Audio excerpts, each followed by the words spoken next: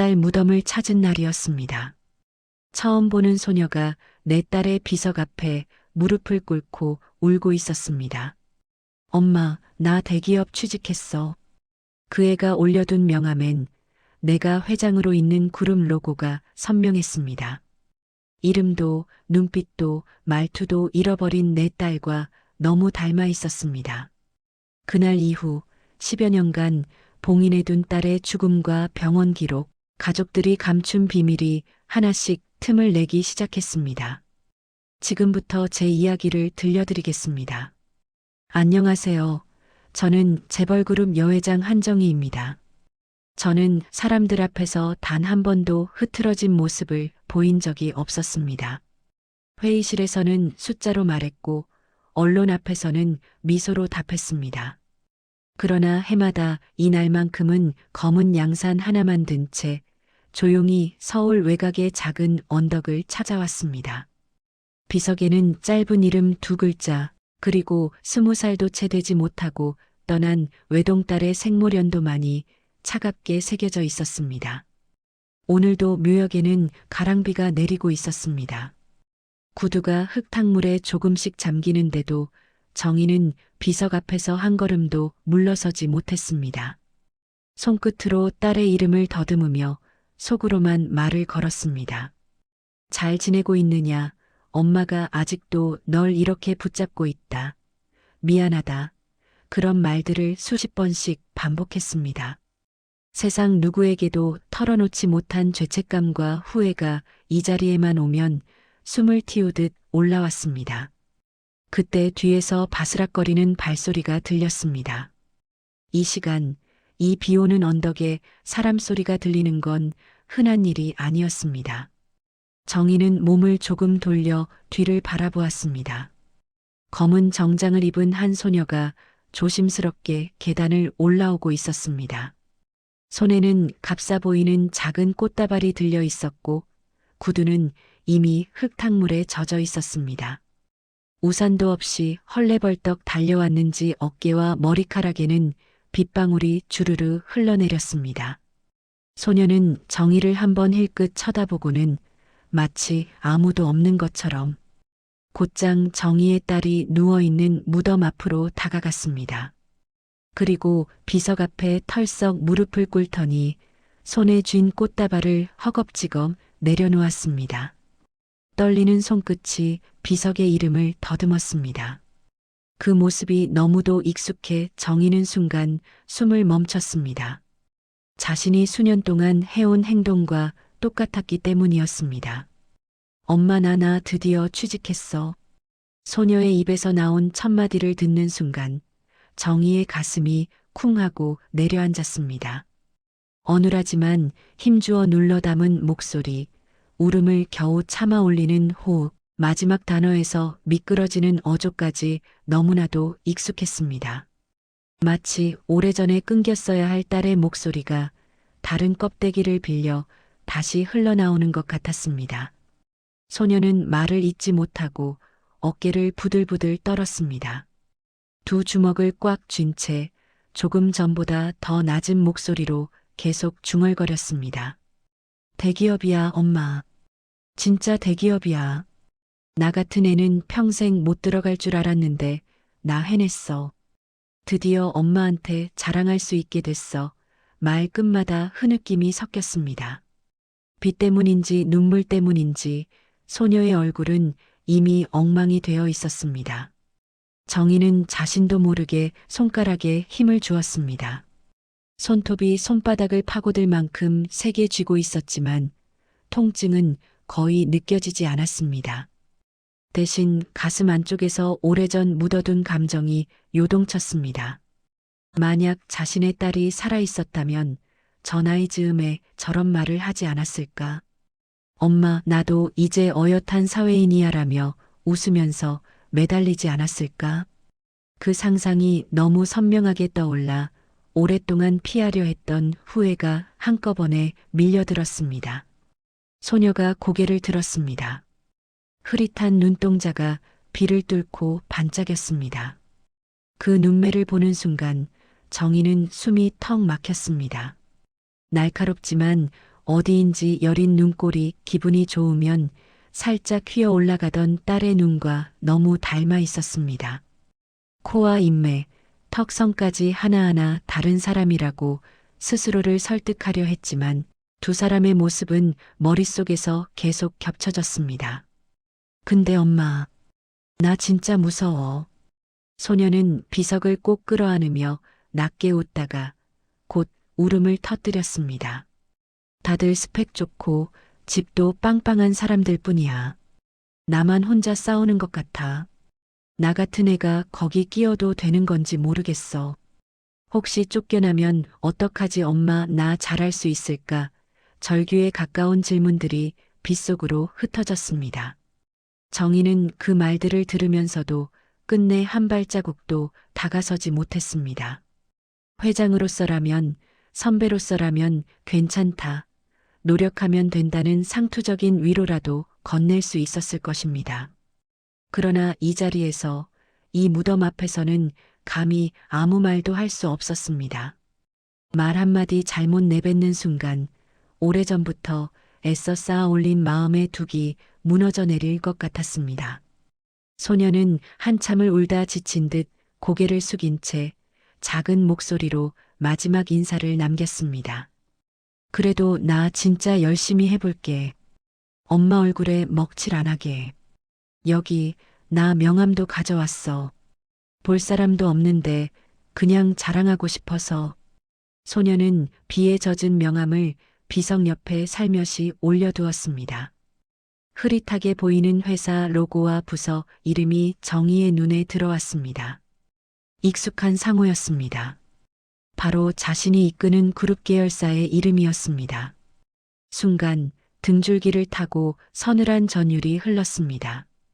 우연이라고 치부하기엔 너무 많은 것들이 겹쳐 있었습니다. 딸과 같은 이름이 새겨진 비석, 그 앞에 무릎 꿇은 소녀, 자신이 이끄는 회사의 명함, 그리고 설명할 수 없이 닮아 있는 눈빛까지. 정희는 천천히 다시 딸의 이름을 쳐다보았습니다.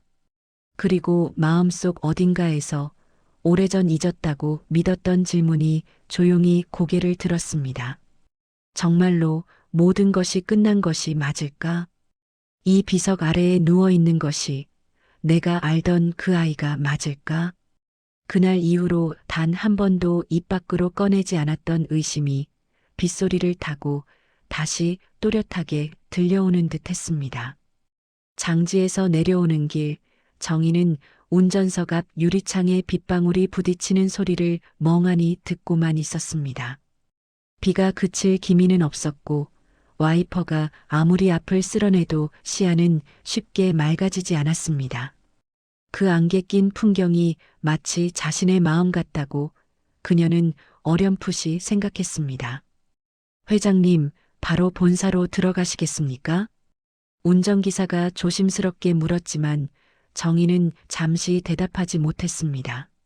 머릿속에는 방금 전 무덤 앞에서 울던 소녀의 모습만이 선명하게 재생되고 있었습니다. 비에 젖은 머리카락, 떨리는 어깨, 명함을 올려두던 손끝. 비서실에 연락 좀 해줘요. 한참 만에 입을 뗀 정희의 목소리는 평소보다 낮고 거칠었습니다. 예, 회장님. 차가 언덕을 벗어나 도로로 진입할 즈음 정희는 짧게 말을 이었습니다. 아까 묘역에서 본 아이 있어요.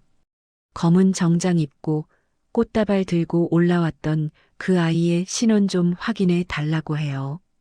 조용히 최대한 티 안 나게. 비서실장은 전화를 받자마자 이유도 묻지 않고 알겠습니다라고 답했습니다. 그들 사이엔 굳이 설명하지 않아도 통하는 침묵의 규칙이 있었습니다. 정희가 묻지 말라고 한 일에는 어떤 추측도 입 밖에 내지 않는 것이 그 규칙의 핵심이었습니다. 그날 오후 회장실의 문은 거의 열리지 않았습니다. 정희는 결제 서류를 훑는 척하며 손에서 펜을 놓지 못했습니다. 평소 같으면 빨간 펜으로 숫자 하나까지 꼼꼼하게 짚었을 그녀였지만 오늘만큼은 글자들이 눈앞에서 자꾸만 흐려졌습니다. 자꾸만 엄마 나 취직했어라고 울던 목소리가 귓가를 떠나지 않았습니다. 저녁 무렵 비서실장이 노크를 하고 들어왔습니다. 회장님 요청하신 건에 대해 조사 결과가 나왔습니다. 그의 손에는 얇은 서류철 하나가 들려 있었습니다. 정희는 눈썹을 미세하게 치켜 세우며 손짓했습니다. 말해봐요. 이서진 만 23. 오늘 말씀하신 그 계열사 마케팅팀 계약직 신입입니다. 이번 상반기 공개 채용에서 비정규직으로 최종 합격했고요. 서울 변두리 반지하 원룸에 살고 있습니다. 비서실장은 잠시 눈치를 보더니 다음 페이지를 넘겼습니다. 어머니는 20대 후반에 돌아가셨고 아버지는 오래전에 집을 나가서 연락이 끊긴 상태라고 합니다. 친척 몇 분이 지방에 계시긴 한데 실질적으로는 혼자 산다고 봐야 할 듯합니다. 장학금이랑 알바로 학교를 다니다가 졸업 후 2해 동안 취업 준비를 했고요. 혼자 반지하, 장학금, 알바. 단어 하나하나가 정희의 가슴을 찔렀습니다. 자신이 딸에게는 한 번도 겪게 하고 싶지 않았던 단어들. 딸이 떠난 뒤 그녀는 오히려 더 많은 부를 쌓았지만 그 부가 지금 저 소녀에게는 한 방울도 닿지 않은 채 세상 어두운 구석을 맴돌고 있었다는 사실이 묘하게 불편하게 느껴졌습니다. 회사 평판은 어때요? 정희가 묻자 비서실장은 준비해 온 말을 꺼냈습니다. 상사 평가가 상당히 좋습니다. 성실하고 눈치 빠르다는 평가가 많고 야근도 마다하지 않는다고 합니다. 다만 동기들에 비해 배경이 약해서인지 스스로 좀 위축돼 있는 것 같다는 얘기가 있네요. 회식 자리에서도 늘 눈치를 보고 일찍 빠지는 편이라고 합니다. 정희는 마른 침을 삼켰습니다. 상상 속에서만 그리던 살아있었다면 이런 모습이었을까 하는 질문이 갑자기 눈앞에 구체적인 모습으로 다가오는 것 같았기 때문이었습니다. 비를 맞으며 계단을 오르던 모습, 비석 앞에서 명함을 꺼내던 손, 나 같은 애가 거기 끼어도 되느냐고 떨던 목소리까지 하나하나 생각났습니다. 가족관계 서류는요? 가족관계 등록부 상으로는 어머니 성함이 비서실장이 서류를 더듬어 내려가다가 잠시 말끝을 흐렸습니다. 한수진입니다.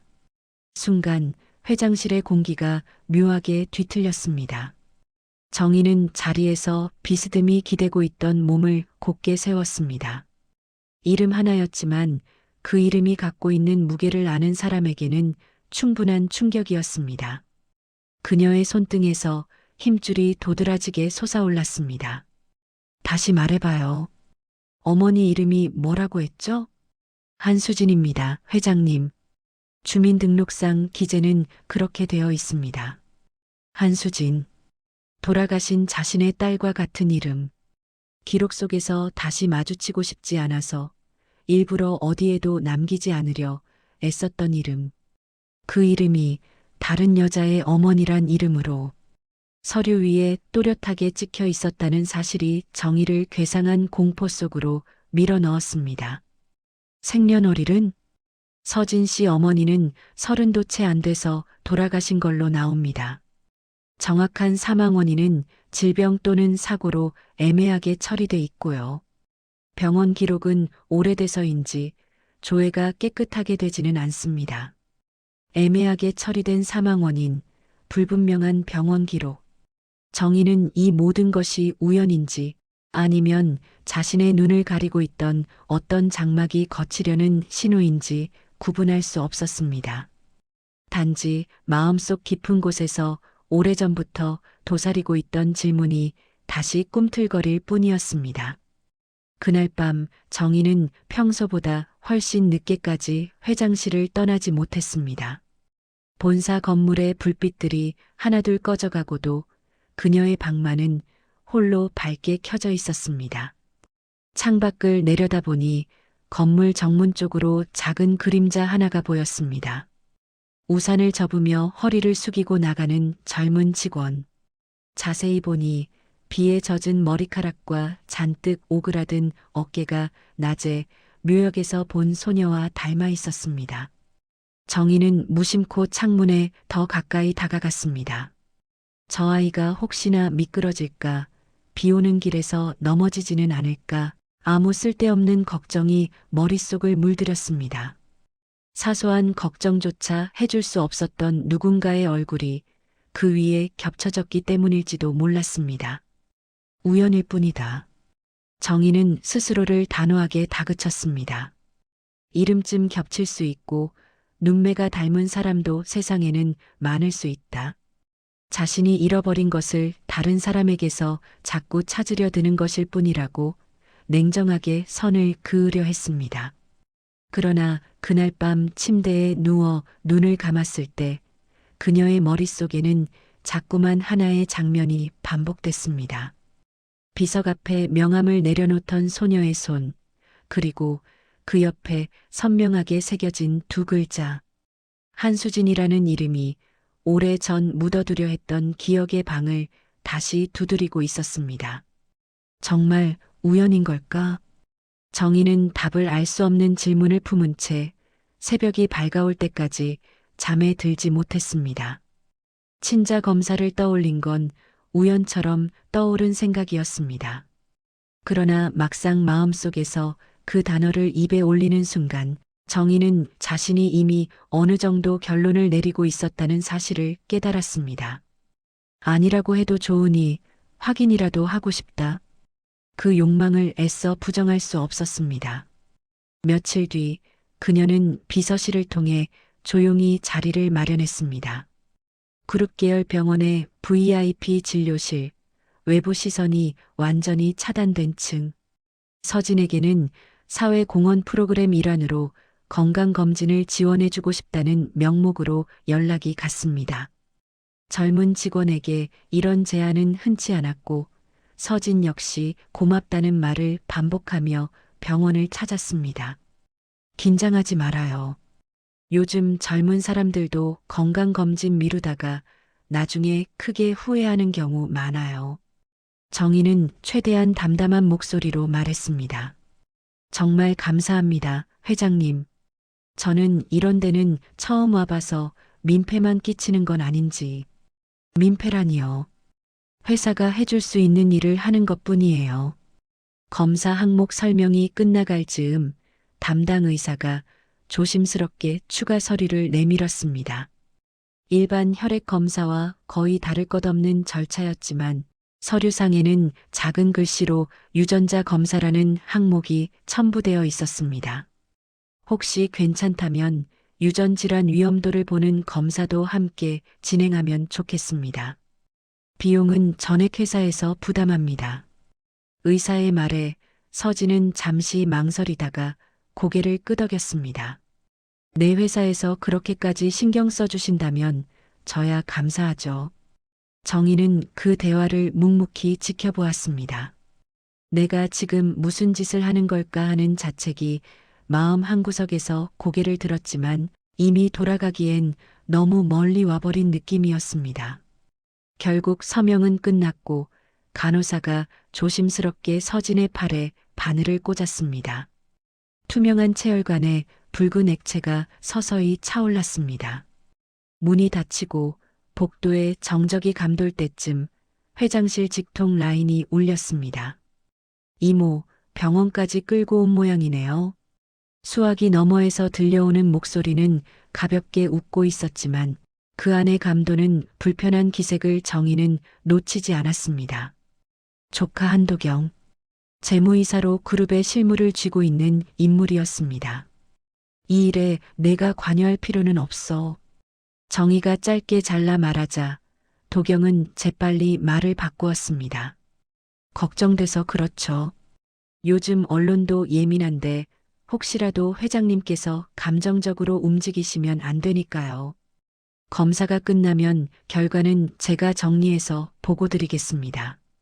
의료정보 유출 문제도 있고 하니까 제가 병원 쪽이랑 조율하겠습니다.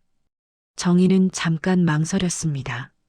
그는 실무에 능했고 병원과 계열사 관리도 대부분 도경의 손을 거쳐 이뤄지고 있었습니다. 무엇보다 지금 이 일을 너무 많은 사람이 아는 것을 막으려면 최소한의 사람에게만 맡기는 편이 나을지도 모른다는 계산이 스쳤습니다. 그래, 자료는 너 선에서 정리해와. 결국 그녀는 그렇게 말하고 말았습니다. 그 말이 어떤 결과를 불러올지 모른 채 검사가 끝나고 며칠 동안 정희는 평소와 다름없는 일상 연기를 해야 했습니다. 회의를 주재하고 해외 투자자와 화상 통화를 하고 재단 이사장들과 오찬을 함께 했습니다. 그러나 머릿속에는 오로지 하나의 숫자만이 떠다녔습니다. 0인지 1인지. 혈연의 증거라는 건 생각보다 너무 간단한 기호로 표현된다는 사실이 새삼스럽게 잔인하게 느껴졌습니다. 드디어 도경이 두툼한 봉투 하나를 들고 회장실로 들어왔습니다. 이모, 결과 나왔어요. 그의 표정은 어딘가 애매했습니다. 기쁜 것도 아니고 당황한 것도 아니고 오히려 지나치게 정제된 무표정이었습니다. 정희는 아무 말 없이 봉투를 받아들었습니다. 손끝이 떨리는 것을 들키지 않으려 일부러 천천히 봉인을 뜯었습니다. 흰 종이 위에 인쇄된 숫자와 문장들이 한 줄씩 눈에 들어왔습니다. 유전적 연관성 없음. 직계혈족 또는 반계혈족으로 추정할 만한 유사성 발견되지 않음. 그 문장을 읽는 순간 정희의 머릿속에서 무언가가 툭 하고 끊어지는 소리가 났습니다. 그동안 애써 붙들고 있던 희미한 기대, 우연인 줄 알면서도 부여해버렸던 의미들이 허망하게 공중으로 흩어지는 듯 했습니다. 결국 아무 상관도 없는 아이였군. 입술 사이로 나온 목소리는 생각보다 차분했습니다. 오히려 그 점이 더 무서웠습니다. 이모, 예상하신 대로였습니다. 사람이 살다 보면 이런저런 우연이 겹칠 수도 있죠. 이름이 같은 사람도 많고 닮은 사람도 많고요. 괜한 소문이라도 나면 곤란하니까 이 자료는 제 선에서 안전하게 정리하겠습니다. 도경은 능숙하게 상황을 수습하는 어조로 말했습니다. 그러나 그가 서류를 정리하는 손놀림 사이로 정희는 이상한 이질감을 느꼈습니다. 페이지를 넘기는 순서, 문장을 짚는 손가락, 시선이 닿지 않으려 피하는 듯한 눈동자. 너무 매끄러워서 오히려 부자연스러웠습니다. 원본은 병원에 남아있지? 정희가 문득 던진 질문에 도경은 잠깐 눈을 깜빡였습니다. 의료법상 보관 의무가 있으니까요. 단 외부로 유출되지는 않을 겁니다. 이모도 아시잖아요. 제가 그런 거 제일 신경 쓰는 사람인 거. 말은 맞았습니다. 그러나 이상하게도 정희의 가슴 한켠에서 또 다른 의심이 조용히 고개를 들었습니다. 왜 이렇게까지 선제적으로 막으려 드는 걸까? 마치 누군가가 이 검사가 다른 용도로 쓰일 것을 두려워하는 사람처럼. 그날 밤 정희는 병원의 과거 기록을 혼자 훑어보다가 뜻밖의 공백을 발견했습니다. 사고 당시 딸이 옮겨졌던 응급실 기록 일부가 특정 시점 이후로 전산에서 사라져 있었던 것입니다. 대신 자료 손상으로 인해 복구 불가라는 짤막한 문구가 떠 있었습니다. 이상한 건 그 시점이었습니다. 사고가 나고 바로 다음 해 그룹의 의료 계열사, 재정 구조가 대대적으로 개편되던 시기와 묘하게 겹쳐 있었습니다. 그해 도경은 재무 담당 임원으로 승진했고 병원 전산 시스템도 그의 주도로 전면 교체되었습니다. 우연히 또 겹쳤군요. 정희는 모니터를 바라보며 속으로 중얼거렸습니다. 우연이라 넘기기엔 일직선으로 이어지는 것들이 너무 많았습니다. 딸의 죽음, 불분명한 병원 기록, 그 시기에 강행된 전산 교체, 그리고 이제 와서 나타난 한수진이라는 이름과 서진이라는 아이. 친자 검사는 분명 무관계를 말하고 있었습니다. 그렇다면 이 설명할 수 없는 불편함은 무엇이란 말인가? 기록은 거짓말을 하지 않는다고 믿어온 그녀였지만 지금 눈앞의 기록은 진실을 말하기엔 너무 많은 구멍을 품고 있었습니다. 정희는 모니터를 꺼버리고 서류철을 천천히 덮었습니다. 이후로는 남이 정리해 놓은 보고서만 믿고 앉아 있을 수 없다는 생각이 들었습니다. 설령 아무 연관이 없다 해도 내가 그 아이에게 빚진 마음까지 사라지는 건 아니다. 그리고 딸의 마지막을 둘러싼 이 이상한 공백은 이제 내가 직접 확인해야 한다. 절망이 밑바닥까지 내려갔을 때 그 아래에 남아있는 것은 이상하게도 결심에 가까운 감정이었습니다. 정희는 오래전 잊었다고 믿었던 자신의 또 다른 얼굴, 포기하지 않는 집요함을 다시 꺼내 들기로 했습니다. 그리고 조용히 다짐했습니다. 이제부터는 회장으로서가 아니라 한 아이의 엄마로서 진실을 파헤치겠다고. 결심을 굳히자 정희의 움직임은 눈에 띄게 빨라졌습니다. 그녀는 가장 먼저 손댈 수 있는 곳, 인사 시스템부터 건드리기로 했습니다. 몇 년째 예산만 남아있던 청년 인재 육성 프로그램을 다시 살리라는 지시가 내려갔고, 불황을 이유로 버티던 임원들은 젊은 인재를 키우지 못하면 우리 그룹에 내일도 없다. 책임은 내가 진다는 한마디에 더 이상 반대하지 못했습니다. 그날 오후 인사팀장은 따로 회장실로 불려와 학벌과 스펙 위주였던 선발 기준을 성장, 가능성과 환경 중심으로 바꾸라는 지시, 최종 후보 리스트는 다른 라인을 거치지 말고 가장 먼저 회장에게 올리라는 지시를 이어서 들었습니다. 며칠 뒤 인사팀에서 올린 후보자 명단이 정희의 책상 위에 올려졌습니다. 이름과 나이, 부서, 간단한 평가가 나열된 줄들 사이에서 이서진이라는 이름이 눈에 들어왔습니다. 마케팅팀 계약직, 장학금과 아르바이트로 버틴 학창시절, 졸업 후 2해 동안의 취업, 준비기간이 짧은 문장 몇 줄로 정리되어 있었습니다. 정희는 잠시 숨을 고르고 펜을 들어 그 이름 옆에 조용히 표시를 했습니다. 멘티 우선 선발이라는 의미를 알고 있는 사람은 그녀뿐이었습니다. 그렇게 서진은 소수만 뽑히는 회장단 신임 멘토링 파일럿 프로그램의 첫 기수에 오르게 되었습니다. 사내 공지가 나가자 동기들은 운이 좋다, 역시 눈에 띄어야 한다고 농담을 주고받았지만 정작 서진은 더 작아졌습니다. 자신보다 뛰어난 사람들 사이에서 자리를 잘못 배정받은 것 같다는 불안, 눈에 띄었다가 실수하면 바로 잘릴 것 같은 두려움이 겹쳐졌습니다. 오리엔테이션 자리에서 어깨를 잔뜩 웅크린 채 앉아있는 모습을 보며 정희는 이 아이가 지금껏 얼마나 자주 스스로를 깎아내리며 버텨왔을지 짐작했습니다.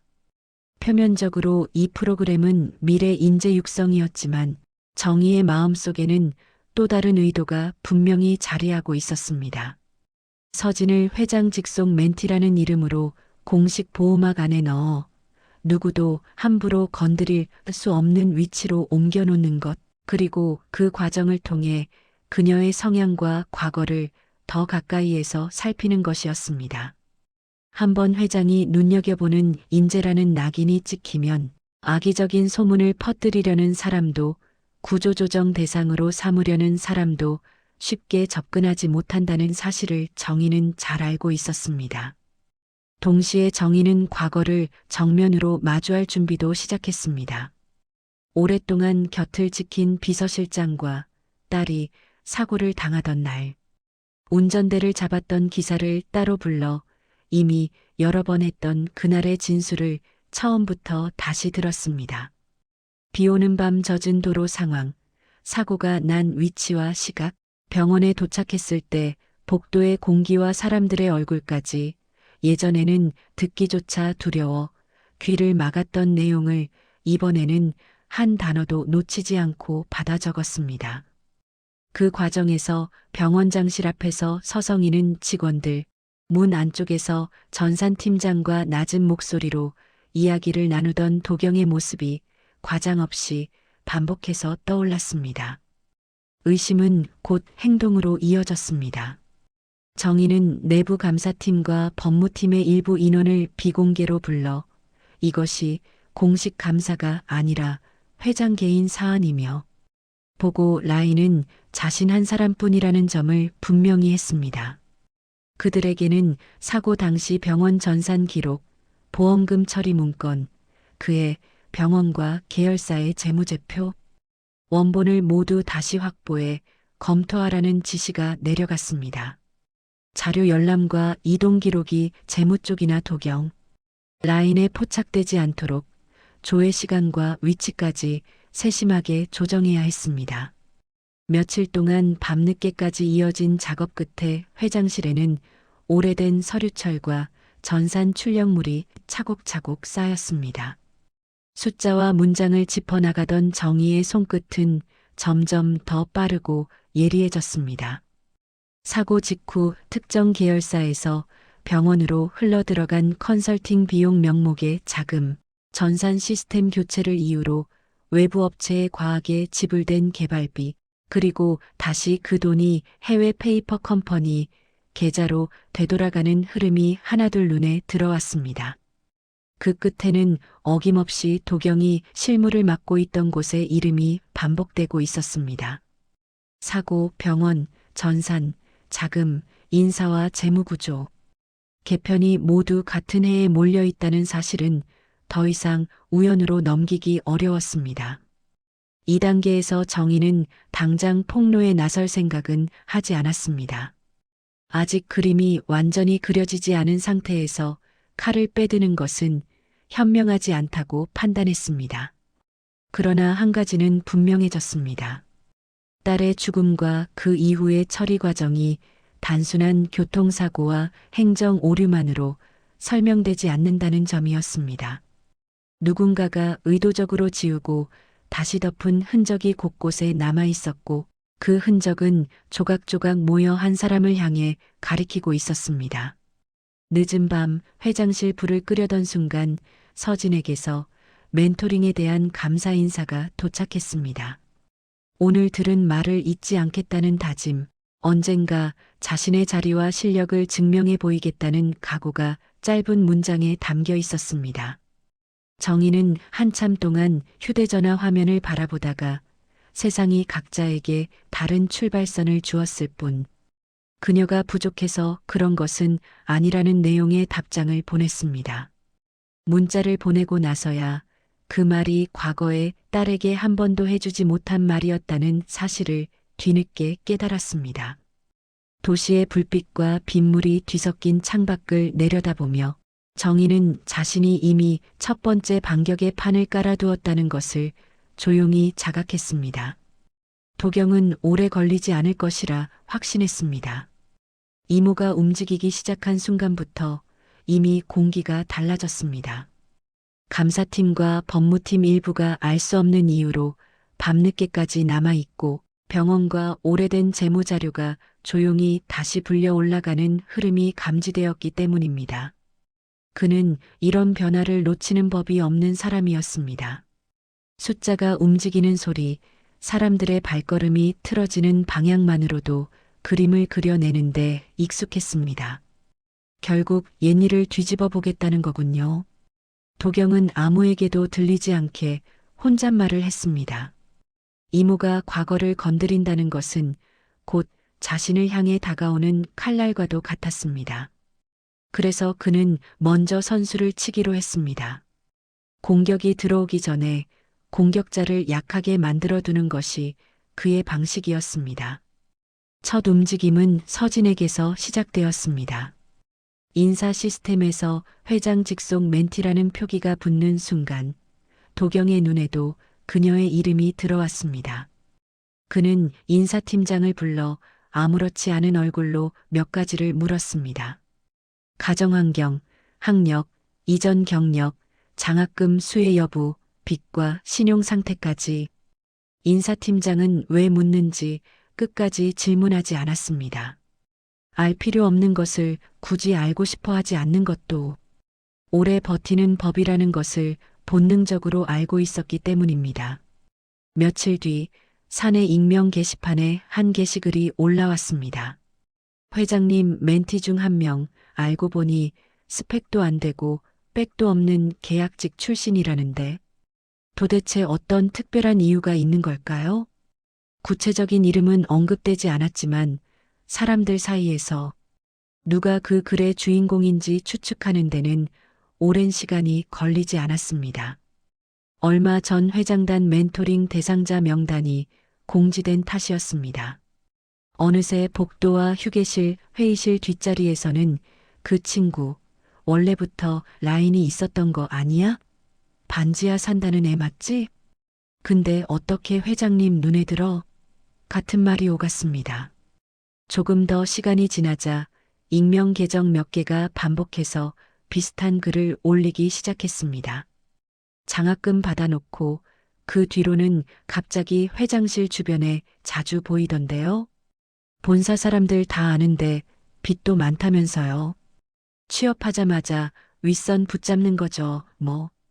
구체적인 근거는 없었지만 사람들은 사실보다 뒷말에 더 쉽게 귀를 기울였습니다.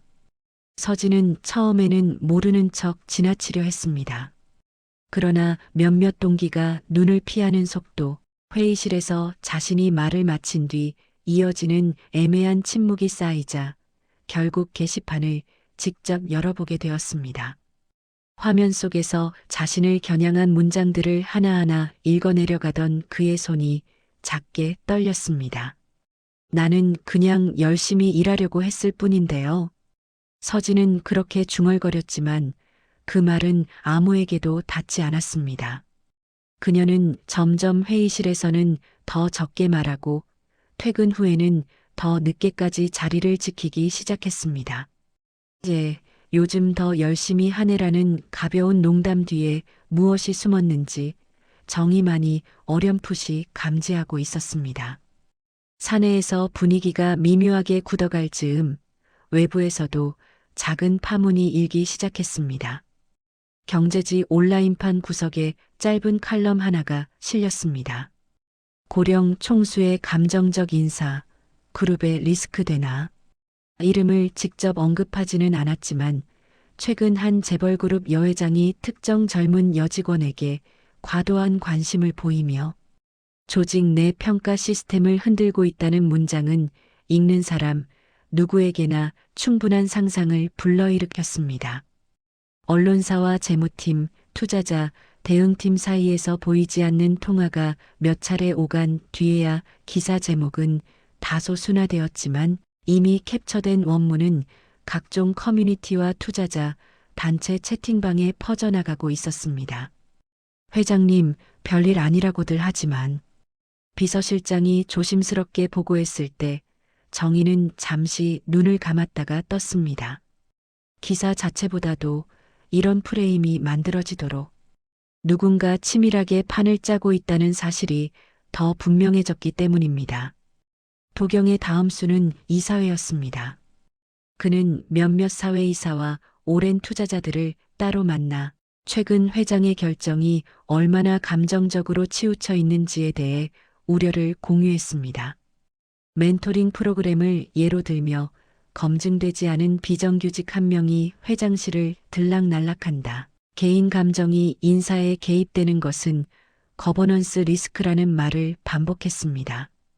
말 끝에는 늘 물론 저는 이모님을 존경합니다만이라는 문장이 따라붙었습니다. 정의는 이 모든 움직임을 실시간으로 막아낼 수 없었습니다. 과거를 파헤치기 위한 자료 정리와 동시에 현재 벌어지는 공격에도 대응해야 했기 때문입니다. 회장실 문 밖에서 들려오는 속삭임, 회의에서 슬쩍 던져지는 농담 같은 질문들, 건강은 괜찮으시냐는 과도한 안부 인사가 뒤섞이면서 그녀는 자신이 서 있던 바닥이 조금씩 기울어지는 느낌을 받았습니다. 그럼에도 정의는 감정을 쉽게 드러내지 않았습니다. 외부에는 평소와 같은 목소리로 회의를 주재했고 언론 대응팀에는 불필요한 반박은 하지 말라고 지시했습니다. 대신 도경이 어떤 수위까지 올릴지를 지켜보고자 했습니다. 공격자가 자신감을 얻어 전면으로 나설수록 그가 보여주는 약점과 욕심도 더 선명해진다는 것을 그녀는 알고 있었습니다. 문제는 서진이었습니다. 그녀가 받는 압박은 생각보다 빨리 한계에 다가가고 있었습니다. 어느 날 멘토링 시간이 다가와도 회장실 앞에 나타나지 않자 정희는 직접 전화를 걸었습니다. 수화기 너머로 들려온 목소리는 평소보다 한층 가라앉아 있었습니다. 죄송합니다, 회장님. 제가 괜히 폐만 끼치는 것 같아서요. 요즘 팀 분위기도 그렇고 저 때문에 회장님까지 언론에 거론되는 것 같아서 차라리 제가 프로그램에서 빠지는 게 나을 것 같습니다. 그 말 속에는 서진 특유의 자책이 묻어 있었습니다. 정희는 잠시 대답을 멈추고 창밖 어두운 하늘을 올려다보았습니다. 도경의 역습은 목표를 정확히 겨냥하고 있었습니다. 회장을 향한 공격처럼 보이지만 실제로 가장 먼저 상처를 입는 쪽은 언제나 가장 약한 골이라는 사실을 다시 확인하는 순간이었습니다. 전화가 끊긴 뒤 정희는 오래도록 책상 위에 놓인 신문과 서류, 그리고 서진의 인사 파일을 번갈아 바라보았습니다. 익숙한 이름과 낯선 이름, 과거와 현재가 겹쳐지면서 그녀의 결심은 더욱 단단해지고 있었습니다. 이제 더 이상 방어만으로는 충분하지 않다는 사실을 인정해야 할 순간이 다가오고 있었습니다. 6월의 마지막 주주총회장은 이른 아침부터 묘한 열기로 가득 차 있었습니다. 정장을 단정히 차려입은 주주와 이사들, 취재구역 밖에서 눈치를 살피는 기자들, 누구도 큰 소리로 말하지 않았지만 오늘 이 자리가 단순한 결산 보고를 넘어선다는 것을 모두가 알고 있었습니다. 정희는 회장석에 앉아 조용히 회의장을 훑어보았습니다. 눈길이 머무는 곳마다 속내를 감추려는 얼굴이 보였습니다. 걱정을 숨기지 못한 채 시선을 피하는 사람, 이미 승자를 정해놓은 듯 계산적인 눈빛으로 그녀를 바라보는 사람, 그리고 애써 아무 생각 없는 척 서류만 들여다보는 사람까지. 그녀는 그 모든 표정을 담담하게 지나쳤습니다. 오늘 여기서 무엇을 보여줄지 이미 마음속으로 몇 번이고 리허설을 끝낸 상태였습니다. 발표 순서에 따라 재무보고와 사업보고가 차례로 진행되었고 그때까지는 모든 것이 예년과 크게 다르지 않아 보였습니다. 그러나 기타 안건 항목이 화면에 떠오르자 회의장 내부의 공기가 눈에 띄게 바뀌었습니다. 도경이 자리에서 일어났기 때문입니다. 그는 깔끔하게 준비된 자료를 띄우며 부드러운 목소리로 말을 시작했습니다. 그의 논리는 치밀했습니다. 고령인 총수의 건강 리스크, 감정적 인사로 인한 조직 내 혼선, 의사결정 구조의 노후화, 글로벌 환경에 부합하지 않는 지배구조 문제. 말끝마다 그럼에도 이모님을 존경한다는 표현을 덧붙였지만 결론은 명확했습니다. 더 늦기 전에 책임 경영 체제를 새로 짜야 한다는 것, 그리고 그 중심에 자신이 서야 한다는 것이었습니다. 프로젝터 화면에는 최근 언론에 흘러나온 기사들이 모자이크 처리된 채 슬쩍 지나갔습니다. 특정 젊은 여직원에게 과도한 관심, 감정적 인사라는 문장들이 흐릿하지만 알아볼 수 있을 정도로 배치되어 있었습니다. 회의장 뒷자리에서 웅성임이 일어났고 몇몇 이사는 서로 눈빛을 주고받았습니다. 도경은 그 소음을 기다렸다는 듯 준비된 마지막 장을 넘겼습니다. 새로운 지배구조 안 그의 이름이 선명하게 적혀 있었습니다. 순간 수십 쌍의 눈이 동시에 정의를 향했습니다. 이 상황에서 그가 침묵한다면 오늘의 구도는 그대로 굳어질 가능성이 높았습니다. 그녀가 흔들린다는 인상 하나만으로도 충분했습니다. 그러나 정희는 천천히 자리에서 일어나 마이크를 잡았습니다. 목소리는 예상보다 낮고 안정되어 있었습니다. 그녀는 먼저 자신의 나이와 건강에 대한 우려를 담담히 인정했습니다. 오래 버티고 싶어도 버틸 수 없는 순간이 언젠가는 올 것이라는 사실도 숨기지 않았습니다. 그러나 그 자리를 누구에게 넘길 것인지, 어떤 기준으로 선택해야 하는지는 다른 문제라고 짚어나갔습니다. 그리고 그 기준을 이야기하기 전에 모두가 잊은 듯 넘겨버린 한 사건을 다시 꺼내야 한다고 말했습니다. 10여 년 전 우리 그룹은 비극적인 교통사고를 겪었습니다. 제 딸이었고 동시에 회사의 후계 구도에도 큰 영향을 준 사건이었습니다. 회의장 안이 조용해졌습니다. 누구도 쉽게 꺼내지 못하던 이름과 기억이 정면으로 언급되었기 때문입니다. 정희는 손짓으로 비서실장에게 신호를 보냈고 준비해 온 자료가 화면에 띄워졌습니다. 사고 당시 병원 전산 기록의 변경 내역, 전산 교체 시기의 자금 흐름, 특정 계열사에서 병원으로 흘러들어간 컨설팅 비용 명목의 거액, 그리고 그 돈이 다시 해외 법인의 계좌로 흘러나간 경로까지 감사팀이 밤새워 정리한 흐름이 한 장 한 장 펼쳐졌습니다. 그리고 마지막 한 장. 사고 당시 운전자의 이름이 적힌 원본 보고서. 정희는 그 페이지가 화면에 크게 확대되는 순간까지 한 번도 도경을 보지 않았습니다. 대신 회의장 전체를 향해 말했습니다.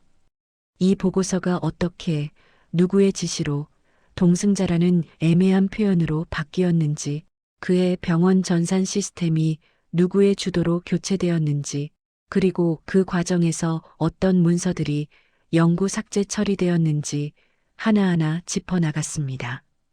이야기가 끝날 무렵 회의장은 숨조차 크게 쉬기 어려울 만큼 정적에 잠겼습니다. 화면 속 이름과 회의장 안에 서 있는 사람의 얼굴이 하나로 겹쳐진 순간이었습니다. 도경은 애써 표정을 관리하려 했지만 미세하게 떨리는 입술과 굳어버린 어깨가 그 노력의 한계를 드러내고 있었습니다. 정희는 그제야 조카를 향해 시선을 돌렸습니다. 오랫동안 가족이자 후계자로 대우해온 상대를 바라보는 눈빛에는 분노보다 깊은 피로가 서려 있었습니다. 그녀는 그를 직접 비난하는 표현을 쓰지 않았습니다. 대신 이 자료가 말해주는 사실을 각자 판단해 달라고만 했습니다. 다만 한 가지만 덧붙였습니다. 이 회사는 딸을 잃은 어머니의 죄책감 위에 서 있어서는 안 됩니다. 그 한 문장이 회의장을 가르고 나갔습니다. 이사들의 시선이 순식간에 도경에게서 멀어졌습니다. 방금 전까지만 해도 그를 중심으로 짜여 있던 새로운 지배구조, 구상은 눈앞에서 형태를 잃고 무너지는 듯 했습니다. 몇몇 사회이사는 고개를 숙였고 일부는 메모를 하던 펜을 내려놓았습니다. 그러나 이것으로 모든 것이 끝난 것은 아니었습니다. 정희는 준비해온 마지막 자료를 꺼내지 않았습니다. 친자 검사 결과 유전적 연관성 없음이라는 문장이 적힌 그 종이는 여전히 서류철 안에 조용히 숨겨져 있었습니다. 회의장에 모인 사람들에게는 그저 한 젊은 여직원이 회장과 특별한 혈연 관계는 없다는 인상만 어렴풋이 퍼져 있을 뿐이었습니다. 첫 번째 반전은 분명 성공했습니다.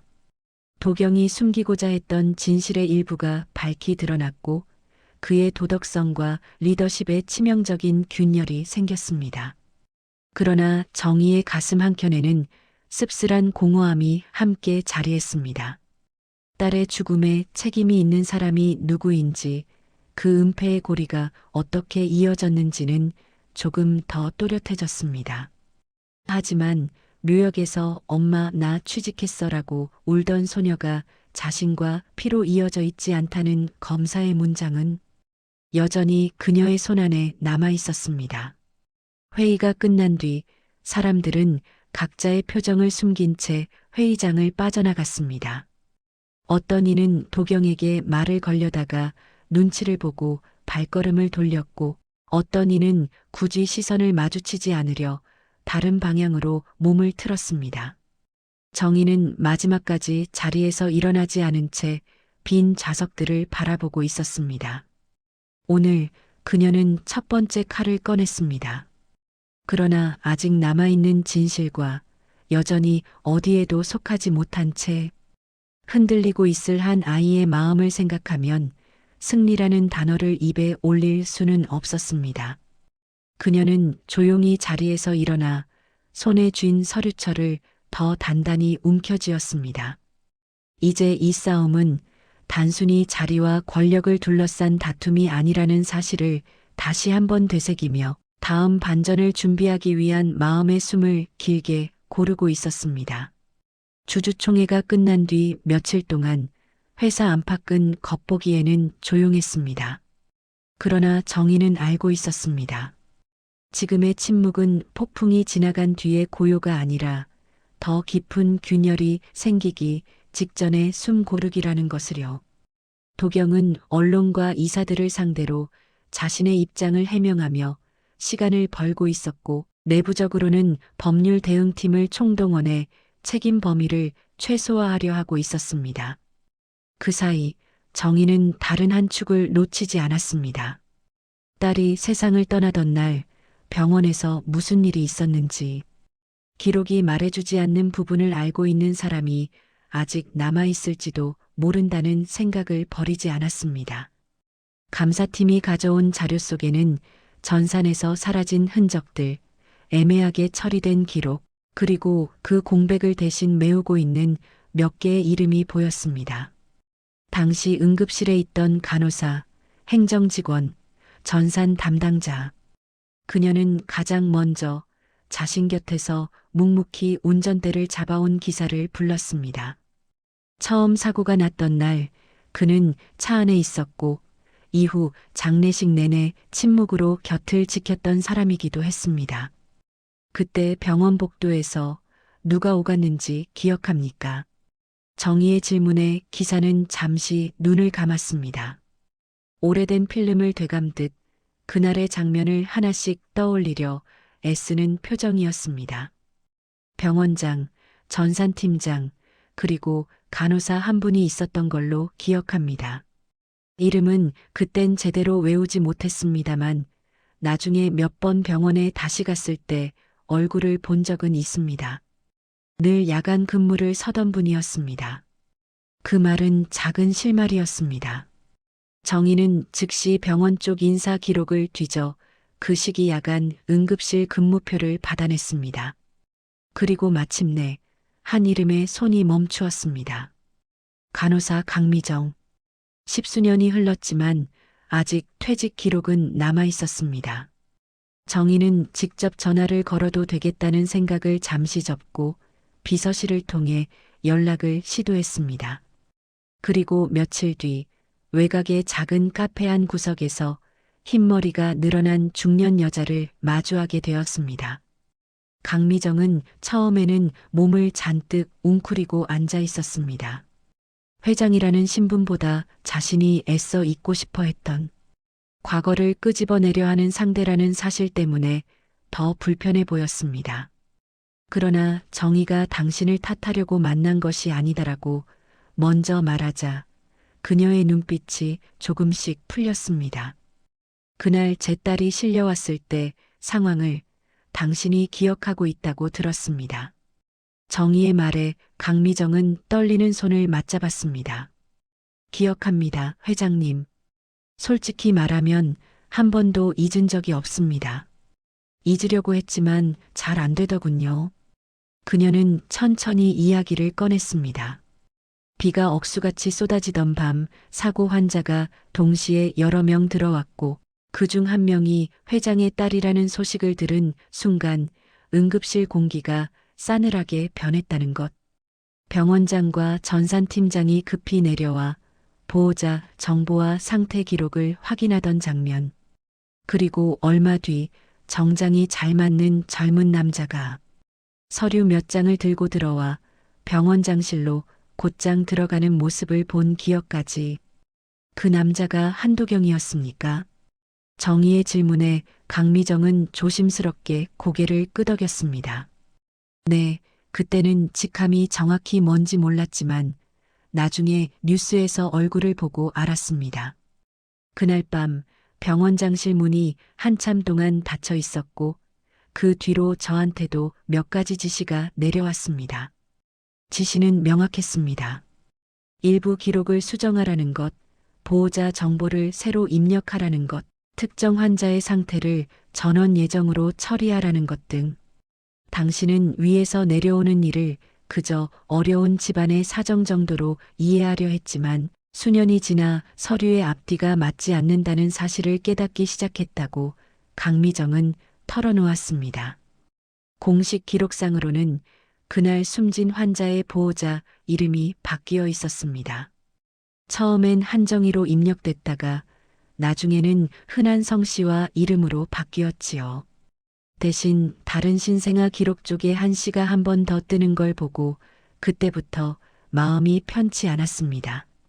정희의 손이 테이블 아래에서 천천히 굳어졌습니다. 혹시 그때 아이의 기록도 함께 바뀌었습니까? 잠시 침묵이 흘렀습니다. 카페 안의 잡음이 멀어지고 두 사람 사이에 묵직한 공기만이 남아있는 듯 했습니다. 네, 회장님. 신생아 한 명의 보호자 이름과 번호가 누군가의 지시로 바뀌었습니다. 전산팀장이 직접 작업하는 걸 옆에서 봤습니다. 그 아이가 누구였는지는 저는 모릅니다. 하지만 누군가의 삶이 그날 이후 전혀 다른 궤도로 밀려난 건 분명합니다. 그 말은 정의가 막연히 두려워하던 가능성을 구체적인 형태로 바꾸어 놓았습니다. 딸의 죽음만이 아니라 그날 병원 안에서 또 다른 아이의 운명까지 뒤섞였을 수도 있다는 암시. 정희는 카페를 나서며 손에 쥔 작은 메모 쪽지를 한 번 더 확인했습니다. 당시 전산 작업이 이뤄진 정확한 시간, 수정된 기록의 코드, 그리고 내부에서 돌던 별칭 몇 가지. 이 정보라면 감사팀이 도경의 라인을 거치지 않고도 오래된 백업 서버를 추적할 수 있을지도 모른다는 계산이 머릿속에서 빠르게 돌아갔습니다.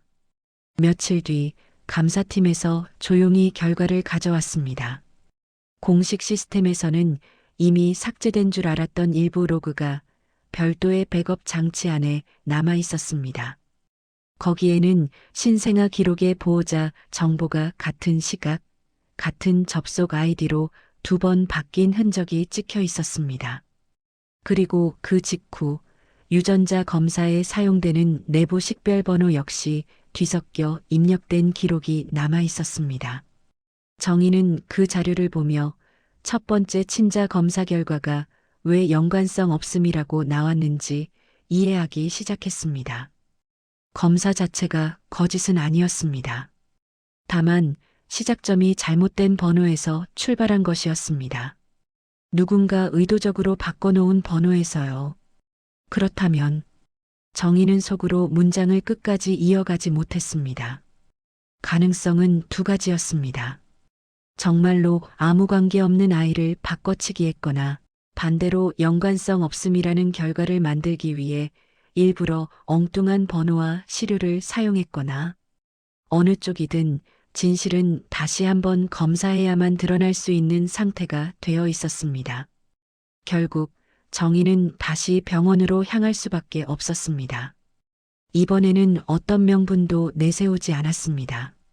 회장인 자신조차 이제는 진짜 결과를 알아야 앞으로 한 걸음이라도 나아갈 수 있었기 때문입니다. 그리고 마음 한켠에서는 묘역 앞에서 울던 소녀의 목소리가 여전히 메아리치고 있었습니다. 엄마, 나 대기업 취직했어. 그날부터 두 번째 검사를 향한 준비가 조용히 시작되었습니다. 이번에는 어떤 숫자도 어떤 이름도 다른 사람의 손을 거치게 두지 않겠다는 다짐과 함께 말입니다. 두 번째 검사는 눈 깜짝할 사이에 끝났습니다. 첫 검사 때와 달리 정희는 어느 누구의 손도 사이에 끼워 넣지 않았습니다. 병원장에게 직접 연락해 별도의 공간을 마련하게 했고 시료 채취부터 봉인, 검사 의뢰까지 전 과정에 자신과 신뢰하는 비서실장만 배석시켰습니다. 전산 입력 과정에서도 내부 아이디와 코드가 어떻게 찍히는지 끝까지 지켜보며 단 하나의 숫자도 바뀌지 않았다는 것을 여러 번 확인했습니다. 결과가 나오기까지 며칠이 걸렸습니다. 그 시간 동안 회사는 겉으로 보기에는 평온해 보였습니다. 도경은 언론과 수사기관에 해명 자료를 내며 사실관계 오해라는 표현을 반복했지만 이미 주주총회를 통해 공개된 자료는 쉽게 지워지지 않았습니다.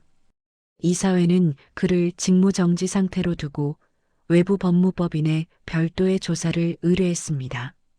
복도에서는 소문이 오가고 계열사 임원들 사이에서는 미묘한 거리두기가 시작되었습니다. 검사 결과가 도착한 날 정희는 봉투를 혼자 열었습니다. 하얀 종이 위에 인쇄된 문장은 이전과 닮아 있으면서도 전혀 달랐습니다. 유전적 연관성 직계 혈족 손녀로 강하게 추정됨. 그 순간 정희는 숨을 한번 깊게 들이켰습니다. 첫 번째 결과와 정면으로 모순되는 문장이 눈앞에 놓여 있었습니다. 그러나 이제는 압니다. 무엇이 잘못되었고 누가 숫자를 바꾸었는지, 어떤 밤에 어떤 아이디로 기록을 뒤섞었는지. 이번 결과 앞에서만큼은 더 이상 흔들릴 이유가 없었습니다. 그녀는 곧바로 법무팀과 감사팀을 불러 두 검사의 과정과 번호가 어떻게 달랐는지, 전산 기록과 백업 로그가 무엇을 말하는지 정리하게 했습니다. 조작의 흔적은 생각보다 선명했습니다. 첫 검사 때 사용된 내부 식별 번호가 사고 당시 뒤바뀐 아이 기록과 동일하다는 사실, 그 번호를 배정한 전산 계정이 곧 도경 라인의 지시를 받는 팀이었다는 사실까지 모두 연결되었습니다. 수사당국이 이 자료를 손에 넣는 데는 오래 걸리지 않았습니다. 이미 주주총회로 공개된 병원 전산 조작 의혹에 이번에는 구체적인 계정과 시간, 변경 로그가 더해졌습니다.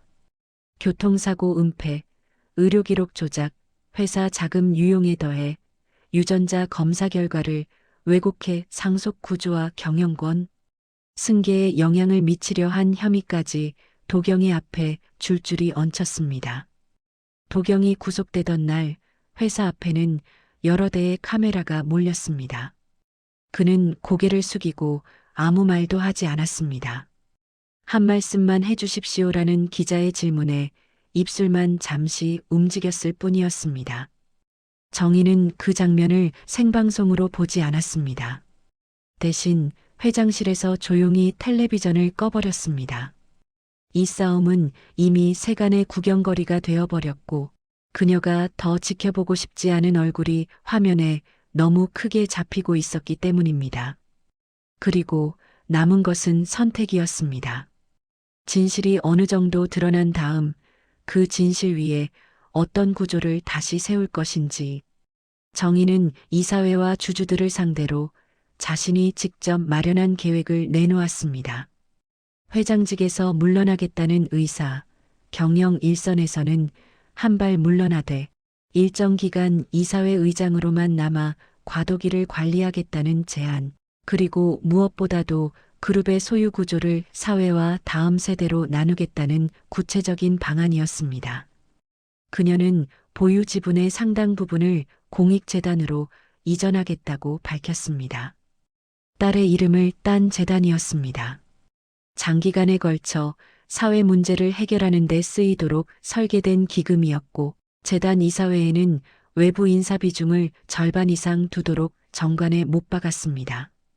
남은 지분 중 일부는 가족에게, 그리고 극히 작은 비율이었지만 서진의 앞으로도 넘겨지도록 했습니다. 단 그 이유는 어디에도 혈연이라는 단어로 적지 않았습니다. 공식 문서에는 사회적 약자 출신 인재에게 기회를 돌려주기 위한 상징적 조치라고만 남겼습니다. 서진은 처음 그 사실을 알았을 때 믿지 못하겠다는 표정이었습니다. 저 같은 사람이 이런 걸 받아도 되는 건가요? 정희는 잠시 그녀를 바라보다가 천천히 고개를 저었습니다. 당신이 어떤 사람인지는 내가 누구보다도 잘 압니다. 이건 시혜가 아니라 빼앗겼던 것을 일부 돌려주는 것뿐입니다. 그 말 속에는 아무 설명도 붙지 않았지만 두 사람만은 그 의미를 알았습니다. 딸이 세상을 떠난 날 병원에서 뒤섞여 버린 기록과 번호, 그 바람에 전혀 다른 삶을 살아야 했던 한 아이의 세월. 그 모든 것을 완전히 되돌릴 수는 없지만 이제라도 방향을 조금이라도 바로잡아야 한다는 마음이었습니다. 시간이 조금 더 흐른 뒤 도경의 재판이 열렸습니다. 법정에서 그는 처음으로 사고 당일의 운전 사실을 인정했습니다. 다만 고의는 아니었다. 가문을 지키기 위한 어쩔 수 없는 선택이었다는 말로 자신의 행동을 완전히 잘못으로 받아들이지는 못했습니다. 재판부는 그의 주장을 일부 참작했지만 증거 조작과 자금 유용, 의료 기록, 왜곡 부분에 대해서는 엄중한 책임을 물었습니다. 판결이 내려지던 날 정의는 방청석에 앉지 않았습니다. 대신 재판이 끝난 뒤 보내온 판결문을 조용히 읽고 난 뒤 서류함에 넣어두었습니다. 그렇게 큰 싸움이 한 고비를 넘겼을 즈음 정의는 오래 미뤄왔던 장소를 다시 찾았습니다. 딸의 무덤이 있는 언덕이었습니다. 이번에는 혼자가 아니었습니다. 옆에는 정장을 단정히 입은 서진이 서 있었습니다. 여전히 어색하지만 예전보다 조금은 편안해진 표정이었습니다. 여기가 정말 회장님 따님이 계신 자리군요. 그래요. 그리고 내가 처음 나를 울게 한 자리이기도 합니다. 정의가 농담처럼 말하자 서진은 잠시 웃다가 금세 눈가를 붉혔습니다. 그날 비석 앞에서 엄마 나 대기업 취직했어라고 속삭이던 자신의 모습을 떠올린 듯 했습니다. 그때는 몰랐던 사실들이 이제는 너무 많이 밝혀졌습니다. 자신이 왜 이 무덤 앞에서 끌리듯 무릎을 꿇었는지, 왜 그 이름 앞에서 설명할 수 없는 친밀감을 느꼈는지 이제는 어느 정도 말로 설명할 수 있게 되었습니다. 정의는 비석을 한번 쓰다듬고 조용히 중얼거렸습니다. 수진아, 너한테 참 많이 미안하구나. 그리고 내가 남겨둔 아이를 너무 늦게 찾았구나. 옆에서 서진이 놀란 눈으로 그녀를 바라보았습니다. 정의는 더 숨기지 않기로 했습니다. 혈연 관계를 공식적으로 떠들어야 할 이유는 없지만 최소한 당사자에게만큼은 진실을 알려야 한다고 생각했습니다. 그녀는 병원 기록과 전산 조작, 두 번의 검사와 그 결과를 또박또박 설명했습니다. 서진은 처음에는 믿을 수 없다는 듯 말이 나오지 않았습니다. 손끝이 떨리다가 이내 눈물이 주르르 흘러내렸습니다. 그럼 저는 회장님 따님 아니, 따님의 아이였던 건가요? 정의는 천천히 고개를 끄덕였습니다. 그래요. 하지만 그 사실이 내 삶의 전부가 되지는 않았으면 합니다. 내가 여기까지 온 건 내가 버티고 걸어온 시간 덕분입니다. 혈연은 그저 늦게 붙은 이름일 뿐입니다. 그 말에 서진은 입을 꾹 다물었다가 아주 조심스럽게 한 단어를 꺼냈습니다. 할머니. 정의는 그 호칭을 듣는 순간 그동안 억눌러왔던 감정이 한꺼번에 치밀어 오르는 것을 느꼈습니다. 눈가가 뜨겁게 젖어들었지만 끝까지 흐르지는 않도록 애써 숨을 골랐습니다. 수많은 사람 앞에서 울지 않겠다던 다짐을 이렇게 오래 지켜왔지만 딸의 무덤 앞에서 그리고 뒤늦게 찾아낸 손녀 앞에서는 더 이상 지킬 이유가 없다는 생각도 동시에 스쳤습니다. 언덕 아래로 내려오는 길, 두 사람의 걸음은 아직 완전히 나란하지는 않았습니다. 하지만 예전처럼 멀리 떨어져 있지도 않았습니다. 가끔씩 발걸음이 겹칠 때마다 서로 어색하게 웃으며 속도를 맞추었습니다. 정의는 마음속으로 생각했습니다. 이 싸움은 복수로 시작했습니다. 조작된 기록을 바로잡기 위해 빼앗긴 진실을 되찾기 위해 칼을 들었습니다. 그러나 끝에 가서 남은 것은 결국 한 아이의 삶과 한 가족의 자리를 다시 세우는 일이었습니다. 완벽한 해피엔딩은 아닐지 모릅니다. 잃어버린 시간은 돌아오지 않고 상처가 흔적 없이 사라지는 일도 없습니다. 그럼에도 불구하고 이제는 서로를 부를 수 있는 이름이 생겼습니다. 회장은 자리에서 물러났고 여회장은 할머니가 되었으며 무덤 앞에서 울던 소녀는 더 이상 혼자 엄마를 부르지 않아도 되는 사람이 되었습니다. 그리고 그 사실 하나만으로도 긴 싸움 끝에 얻어낸 이 새로운 시작은 충분히 의미가 있다고 정희는 조용히 스스로에게 말했습니다. 지금까지 제 이야기를 들어주셔서 감사합니다.